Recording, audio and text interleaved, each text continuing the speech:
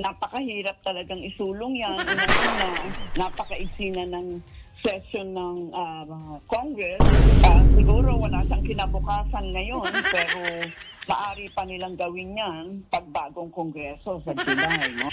Siguro marami na rin ang nakapansin na napakahirap talagang isulong yan. Unang-una, napakaiksi na ng session ng Congress.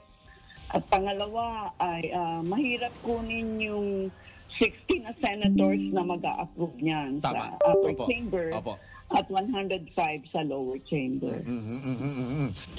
Good morning sa iyo. Your thoughts po about the impeachment po na filed po sa Congress. Go ahead po. Siguro marami na rin ang nakapansin na napakahirap talagang isulong yan. Unang-una, napakaiksi na ng session ng Congress. At pangalawa ay mahirap kunin yung 16 na senators na mag-a-approve niyan sa upper chamber at 105 sa lower chamber. Sa palagay po ba ninyo? So pagka ganun po yung mga ganitong yung thought po ninyo na mahirap, palagay po ninyo wala ng future yung ito pong impeachment na na-file. Dalawa po yata yung na-file na kahapon, pangalawa na ho yata yun. Siguro wala siyang kinabukasan ngayon, pero maaari pa nilang gawin yan pag bagong Kongreso sa July, no?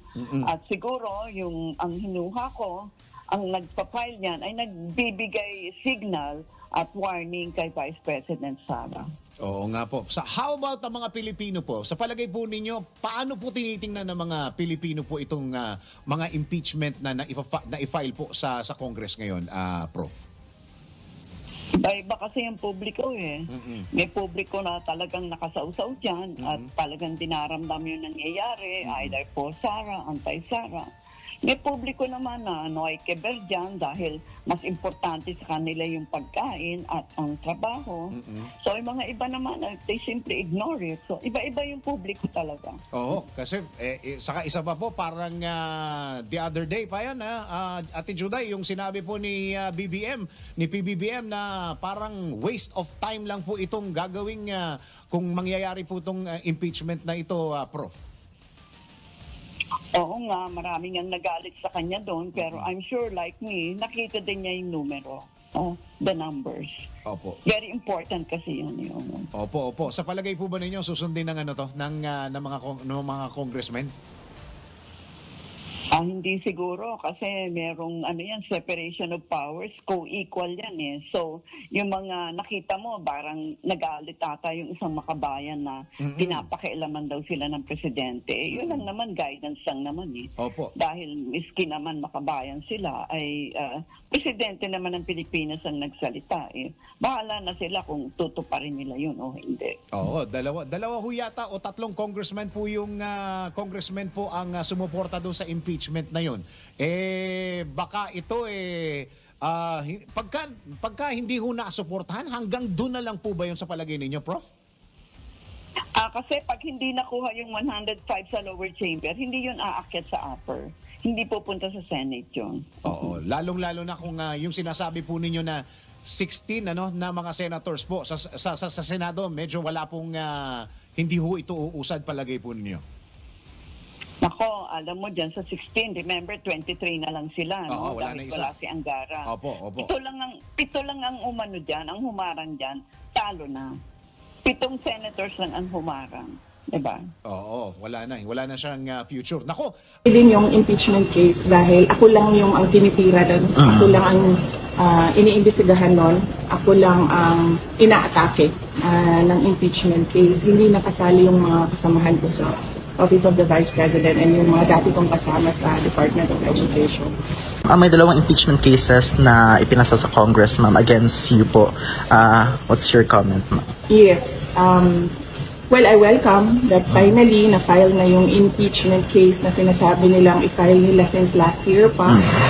So, okay din yung impeachment case dahil ako lang yung ang tinitira doon. Ako lang ang iniimbestigahan noon. Ako lang ang inaatake ng impeachment case. Hindi nakasali yung mga kasamahan ko sa Office of the Vice President and yung mga dati kong kasama sa Department of Education. So, at least kung meron tayong impeachment case, masagot na ang final kung ano yung mga inaakusa nila sa akin. Ma'am, yung subpoena ng NBI, pupunta po ba kayo on December 11, ma'am, to attend nung papatawag na sa inyo, ma'am?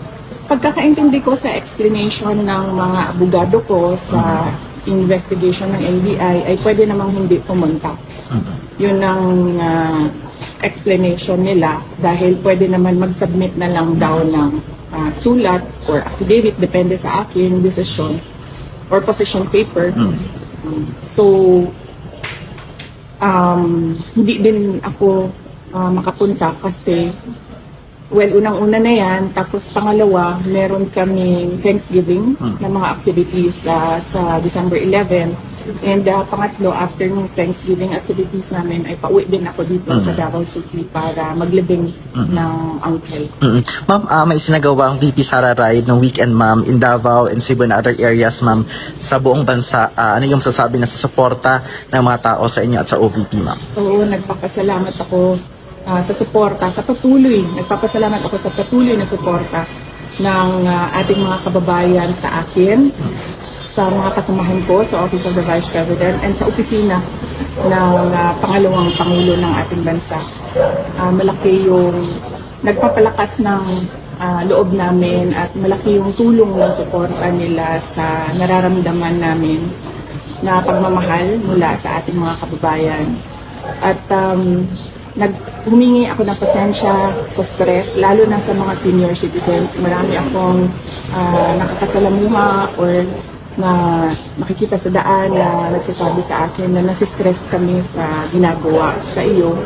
Humihingi ako ng pasensya sa kanila na hindi ko rin naman gusto na umabot ng ganito.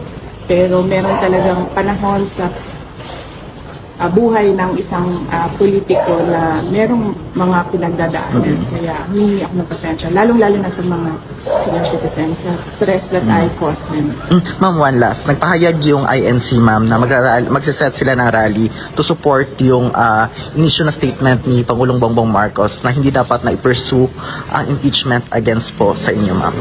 Anong sasabi niyo sa pahayag ng INC, ma'am? Yes, oo. Naiintindihan ko yon na gusto ng INC ng kapayapaan sa ating bansa dahil alam nila kapag mayroong kapayapaan, susunod din yung kaunlaran ng ating bansa. Kaya naiintindihan ko yung pagsuporta nila sa opisina ng ating Pangulo, sa opisina ng Office of the Vice President kasi yun din naman ang gusto ng lahat ng mga kababayan natin na merong kapayapaan at merong tuloy-tuloy na kaunlaran sa ating bansa.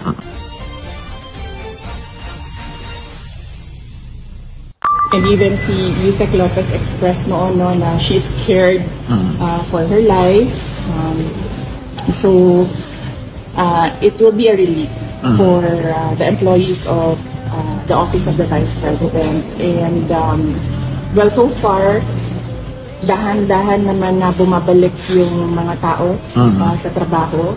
Except for Yusek Lopez, kasi meron siyang parang 3 weeks na sinabi ng doktor na kailangan niya, meron ata siyang PTSD, post-traumatic stress na disorder. So, hanggang ngayon, hindi siya makakabalik ng trabaho. But even then, nag-file na siya ng indefinite leave sa Office of the Vice President. But I'm sure it will be a relief to them because every week sila noon nag-express sa akin na bakit ganito yung buhay.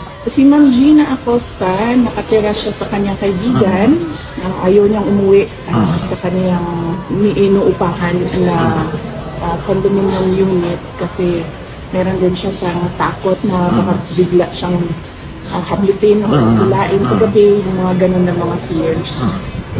But nakita na kami sa office and then sabi niya kung pwede daw na dahan-dahan siyang bumalik kasi gusto niya daw makita ng mga kasamahan niya sa Office of the Vice President na okay lang siya.